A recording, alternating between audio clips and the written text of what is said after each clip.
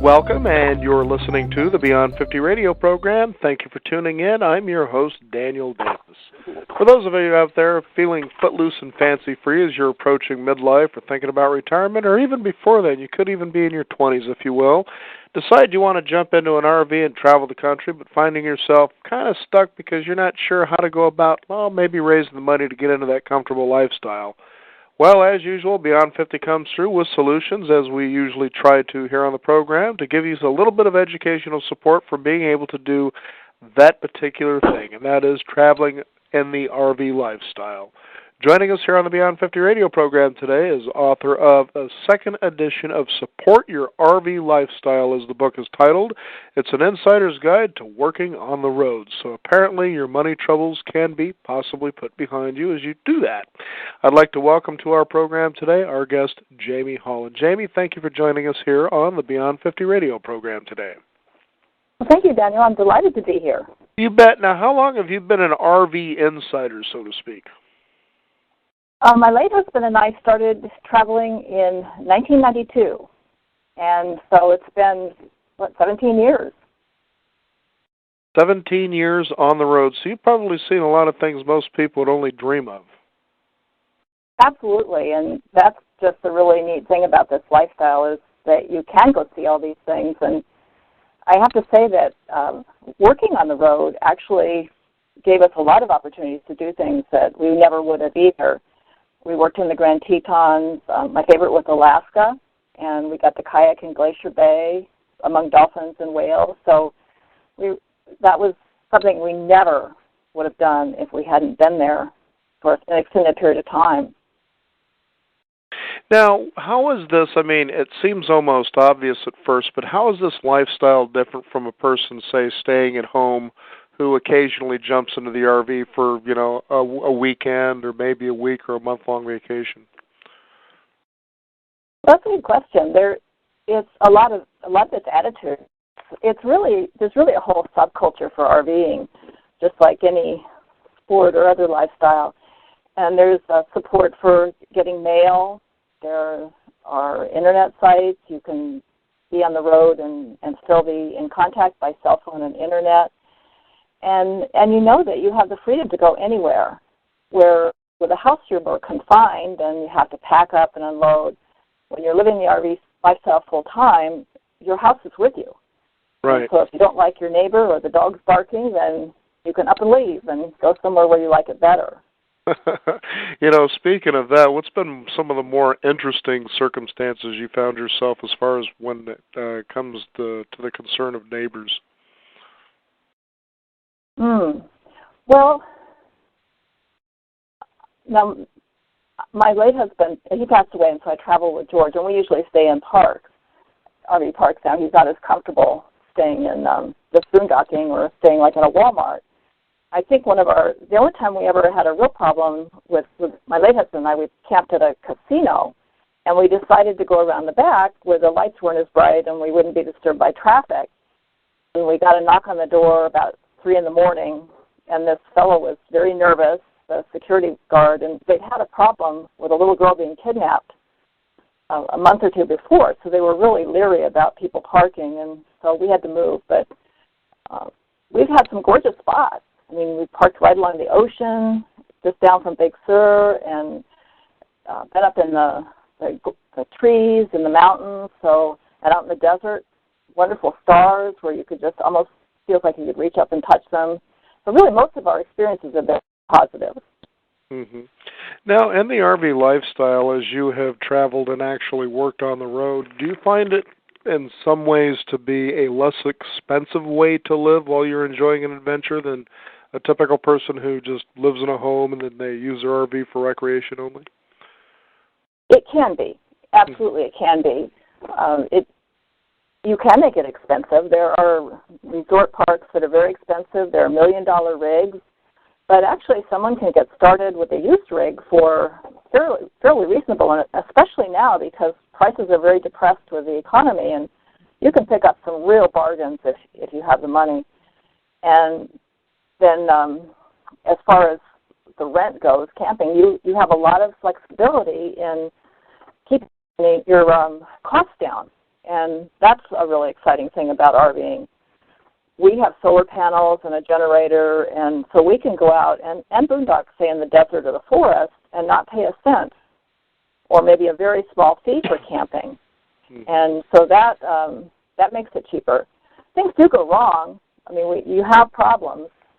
We just, coming down the road yesterday on Highway 101 in California, we had we think maybe the axle might be slightly bent. There's going to have to be some replacement things. So you occasionally have repairs like that. But you have those in houses too. So it's not as expensive as re-roofing your house, let's say. And so overall, you have a lot more control in the RV lifestyle than you do in the stick house. And so you can keep your budget very reasonable. Now, when it comes to jobs, and you put this book together, it's almost sort of like a what color is your parachute in some ways when it comes to looking for, just even coming up with ideas, when it comes to work. Now, talk about how you started putting this book together. What was the aha moment where you thought, there should be something out there for people to understand that they can actually have an RV lifestyle and work on the road too? Well, I actually taught junior high school before I hit the road, and I taught a career unit. So I got interested way back in the 70s, just interested in what different kinds of careers there were, and was always kind of keeping an eye out. And then when my late husband and I were only 47, so we had to work. So we began, we subscribed to a publication called Work Camper News, which has ads for RVers who want to work. And we needed to earn a little bit more because we didn't have retirement. So we focused on national parks, which pay well, and also we wanted to be there. But I'd always be talking to people about how what they were doing and where they found their jobs and how they liked it and so on. And then I started writing for a publication, our club, Escapees RV Club, and was approached by Work Camper News. And as I was looking around at the articles, and there had been one book put out about working on the road, but it was very minimal. And I just got to thinking, I could actually contribute something in this area. There really isn't a book on this area, and it would have a lot of meaning. So I started working on it, and it's been a very popular seller because it really is a very comprehensive book, and I'm really proud of having put together all that information for people so they didn't have to reinvent the wheel. Mm-hmm. Now, what I noticed about this, too, it seemed interesting because as I was reading through the book, I thought to myself, this would be good for people just in general if they're traveling. You don't necessarily have to have an RV, but it certainly is nice, as you said, to kind of have your home around with you. But let's go ahead and talk about some of the opportunities. I know one you wouldn't think of, but it kind of stands out, especially around Christmas time, is selling Christmas trees. Yes, that 1 year in San Antonio, and it was interesting. We started out in the 90 degrees, and by the time we finished, it was in the 20s. But it was fun. It has a little frustration because it's long, long days, and sometimes we knew we could sell those noble Christmas trees, and they didn't get delivered in time for the weekend. But it was a good way to make a chunk of money in a short period of time. And there are people now advertising for help or for people to manage the lots and through Work Camper News, and sometimes you can find those opportunities locally. But that's a really interesting one. One other one that's well-paying that is a short-term kind of job is working for the Amazon warehouse distributors. It's tough work, but they're paying quite well, and they give you a site in Kentucky, so it can get cold, but you're basically a lot of people are just going and picking up that people call into Amazon. So you have to be in good physical shape, but it's good money in a short period of time. Mm-hmm. Well, that's just it, especially in today's downturned economy, the ability to be flexible, which an RV lifestyle obviously is because of the ability to be able to adapt to all kinds of circumstances. And you realize sometimes saying, oh, the economy's bad and that's why I'm not working, is kind of a folly when you realize all you have to do is become imaginative. Now, as an RV lifestyle person like yourself, talk about some of the ways that you and your late husband became imaginative about how you can earn incomes, and what sort of surprises came along the way for you as you were doing this? Well, we used every source imaginable. Work Camper News, as I mentioned, was a real staple, and I used the Internet. one of my dreams had been to work in Alaska, to see Alaska. And so I ended up going online and getting all of the chamber information. I wrote to or emailed the visitor centers and got all of their publications, because in there would be the different people who put on various adventures or were possible employers up in Alaska. And then one time we were in Arizona, and we were staying along one of the rivers in a Forest Service camping area, and I ended up getting a job during tax season for a tax company, an accounting firm, and Bill got a job being like a worker there for the Forest Service until we got our site free, and so we just kind of walked into that. Another time we were in Estes Park, and Bill was working with Rocky Mountain National Park, but I didn't have a job. And so I looked all over town. There were job postings up in the windows in Estes Park wanting people to work. I found a job at Safeway as a bag lady, and I basically bagged groceries and rounded up cards. And then I decided that one wasn't too good, and found a job at it was a long story. I ended up having to clean the meat room, and anyway.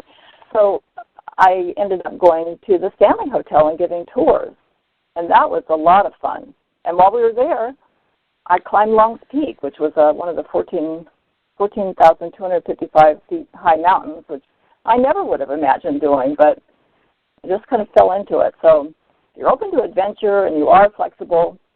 And that job, by the way, in Rocky Mountain came after we were in Minnesota working for a houseboat company.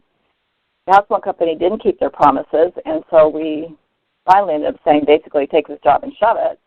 And we were out in a couple of hours, and then Bill got the offer in Rocky, and we headed there. So we ended up with a great summer out of one that was almost a disaster. Mm-hmm. Now, what were some of the average pay rates that you were getting as you were working on the road? Well, the national parks pay very well. We earned anywhere from 10-something to 18-something an hour. And I know people who are working during the fire season where they get actually $20 to $30 an hour plus per diem. So that is at the higher range. There are places where you can work for just your site, and so there's no money that exchanges hands. Mm-hmm. Most places do pay at least a minimum wage, or you could be working part of the time for your site and getting some pay. So there's just all ranges from virtually no pay to doing very well.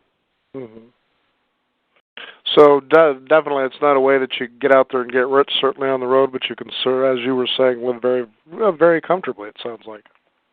Right. We actually were able to save more money traveling and working on the road than we did back in our home, which we were disciplined, but we were able to do it, so we didn't have to even work all year, and that was another benefit. Mm-hmm. But there are some good opportunities. People can have their own business on the road, and people use the internet, and there I would recommend trying to get it started before you leave, because almost all businesses do take some time to build up to where you get a good income. But people who have computer skills, consulting, if you were a medical transcriptionist, you could take that on the road once you got started and had some clients. So there are good possibilities. There's one sales company that people have done very well with, and that's called Air Photo. And you basically someone takes pictures of generally more upscale houses, and then as a salesperson, you go to the houses and sell them photos of their house. And it's so unique, almost everybody buys if you can catch them at home, and that's a real challenge. But I've talked to several people who made $40,000, $50,000 a year doing that. Just taking pictures of someone's home and selling them to them? Well, someone else took the pictures. They just sold them. Oh. But like I said, almost everybody bought something. It was just a question of whether the people were home, and sometimes it was hard to do. And the two couples I spoke to didn't work on Sundays because they attended church, and that would be a good day to catch people. So in spite of that, they were able to do very well, not working on Sundays even. Interesting. Now, I know that in your book you also talk about different types of jobs that you can do, federal jobs, jobs working in the outdoors, and the like. So there's really just quite an extensive variety of possibilities. It almost seems to me that it's really your imagination that almost limits you if you, you're on the road and you want to work on the road. Absolutely. In fact, a few days ago, we were parked near some people who they do wood carving, and the fellow is a chainsaw carver. And in the summer, they work in Idaho he does, I guess. He cuts the blanks with his chainsaw for the master carver to sell to his students to teach carving. And then she also carves and does some really delicate things. And they sell those as well as him selling his blanks. And who would have thought somebody could make money from carving with a chainsaw, much less. Yeah. And some other people this summer we went to Alaska, and we met some people who were working in an RV park, but they were getting all their fish free because they were able to fish on their days off because of the salmon running and people giving them fish. And so, yes, it's just limited by your imagination. And even looking through newspapers, the classified ads in newspapers, you can often find something that you can adapt to the RV lifestyle. One of the most interesting I thought was some people we knew who became bathtub liners. And they saw the job for that. They interviewed. And what this company did was get contracts with hotels, and rather than take out an old bathtub, they actually just put in a new liner and make it look really nice and new. And so they would go from hotel to hotel. They could stay in the hotel or park in the lot with their RV and put the bathtub liners in. And this was back in the early 90s. They were making together about $70,000 or $80,000 a year. It was physical work, but they just happened to spot that ad, and off they went. And they loved it for about 3 or 4 years, and then turned it over to some other RVers who did the same thing for another couple of years. Now, that's the interesting thing when it comes to looking for work, let's say in the ads. What have been some tricky ones where you thought, oh, that sounds really fascinating, let's go do it, and it just didn't turn out the way you thought it would? Well, it's very important to interview carefully, to ask a lot of questions. And even then, you don't always get a hit. Like the hospital company was our one experience that just didn't work out. And my late husband Bill had negotiated everything, and they just didn't live up to their promises. And we even got it in writing, which I recommend, because oftentimes when you talk to somebody and then you write it down, that really forces both parties to think about what it is they're committing to. But that was probably the worst case. The Christmas tree was a little bit of a surprise, but fortunately we had friends who did it who said, oh, that's the way it usually works, because we would get frustrated. We were being paid a base amount plus a commission per tree, and when we didn't have the trees to sell, we didn't make as much money. But that was just the life of being a Christmas tree seller. So but most of the time we had good experiences. There are some employers who take advantage of people, and there are some people who work on the road who don't really want to work, and so they take advantage of employers. But for the most part, it's if you really ask the questions and know what you're getting into, so your expectations, you have the right expectations, then you can have a good experience.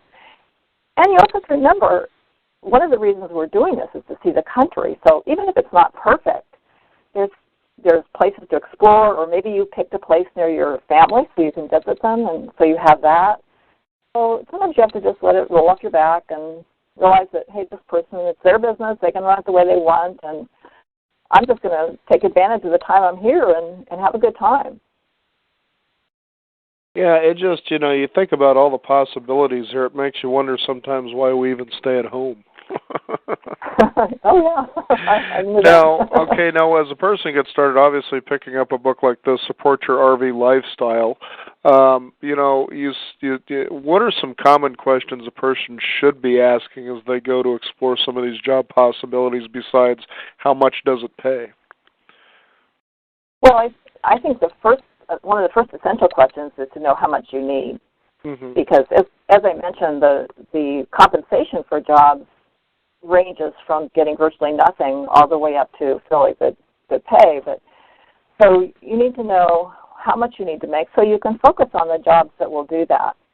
So if you need to earn say $20,000-$30,000 a year, you don't want to be looking at jobs that just give you an RV site, because you're not going to do that.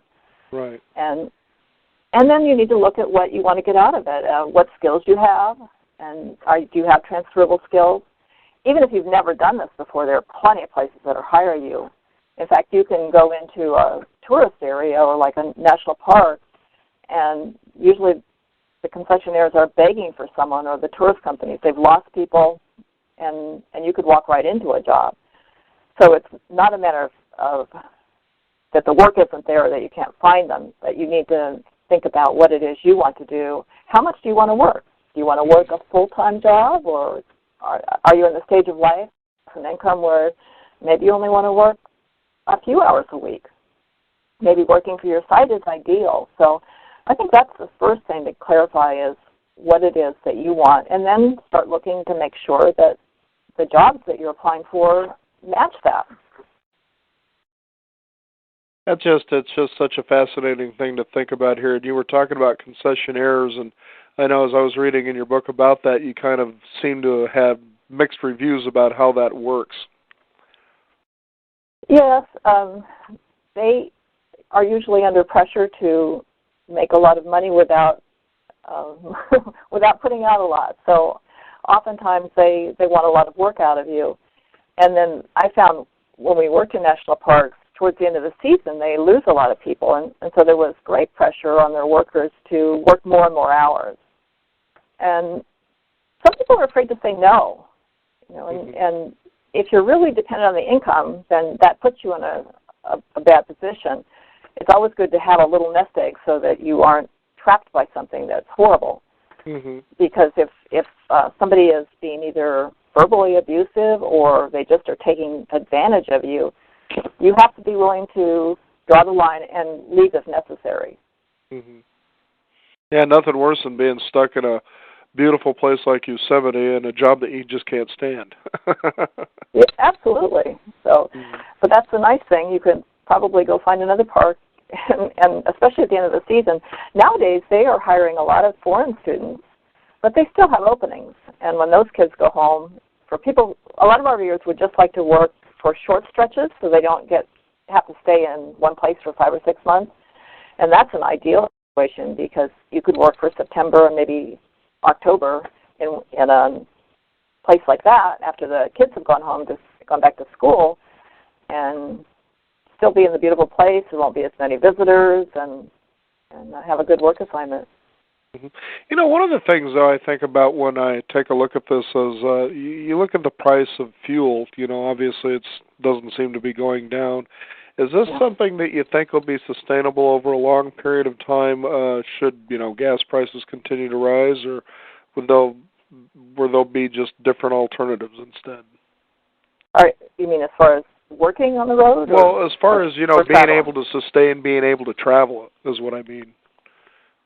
Well, I think what it has done is make people think about how far they're traveling.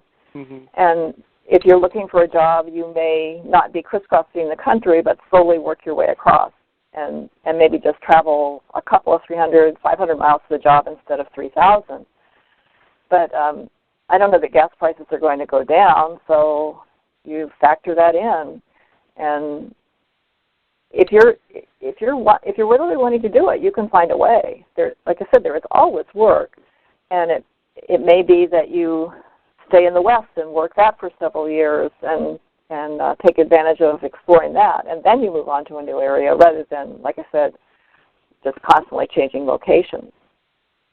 You have control of how much you spend, and that's the nice thing about working or volunteering, is that you are in a location for a few months, and so your travel, your dollars for gas or diesel go to almost nothing. Now, on your website, I believe it's yours, is it roadtripamerica.com? That's one I write for. Okay, you write for it. Because I was going to say, there's another stream of income people are starting to get more akin to, is because of the fact that you can make money on the Internet. So there's a virtual way that you can do that as well. Now, as you write for this particular website, what sort of surprises has it brought up for you? Well, I have my own website too, and rvlifestyleexperts.com. And then, like I said, I write for Road Trip America and WorkCamper.com. It's always interesting to get the questions and comments about things and respond to those. There's so much interest, and it's a progression. It's like building if you're writing, or if you have a website and you want to get income from that, you have to build it up and you have to be willing to market. So I think one thing that sometimes people don't think about is how much that it is going to take some time and work to get your name out there, and if you really want to market yourself. Mm-hmm. Mm-hmm. You can get some income just from people stumbling on you, but there's a real art to doing internet marketing. Absolutely. Well, I'll tell you, it's just such an extensive book. There's so many ways that we could actually talk about this particular subject. It's a fascinating thing to read through, even just some of the experiences alone here. Again, Support Your RV Lifestyle is the book. It's an insider's guide to working on the road. And Jamie Hall, please go ahead and give out your website again.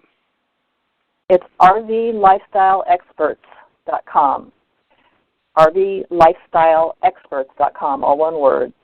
And I think you'll find a lot of good information there if you're interested in the lifestyle. Well, very good. Well, Jamie Hall, thank you for joining us here on the Beyond 50 radio program. It's been a pleasure.